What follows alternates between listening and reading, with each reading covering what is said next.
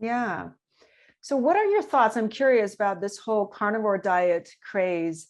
So that definitely has some overlap with ketogenic diet, but some people definitely take it to the extreme. Any thoughts on that? I think it's a great tool. I think it's a great tool, but I'm not a fan of long-term carnivore.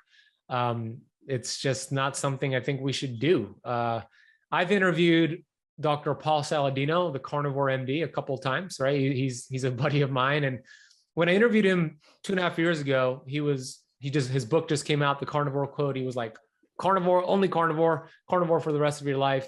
And we kind of had a friendly discussion on the podcast. I was like, yeah, but our ancestors didn't do that long term. They always had different vegetables and fruits, to your point, Joy, when they had the opportunity. And he's like, yeah, but it's going to benefit the gut autoimmune. And I see that, but it's not something I think we should do long term. Now, fast forward to the interview I just did with him again 3 months ago.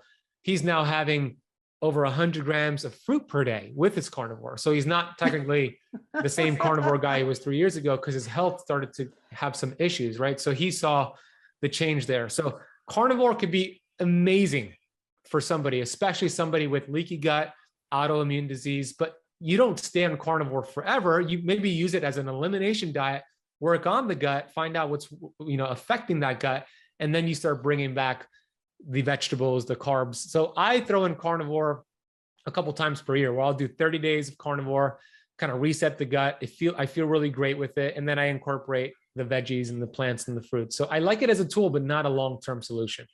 That's really interesting. Yeah, because I didn't buy the argument of plants don't want to be eaten. So they have all these toxins to prevent, to try to harm animals.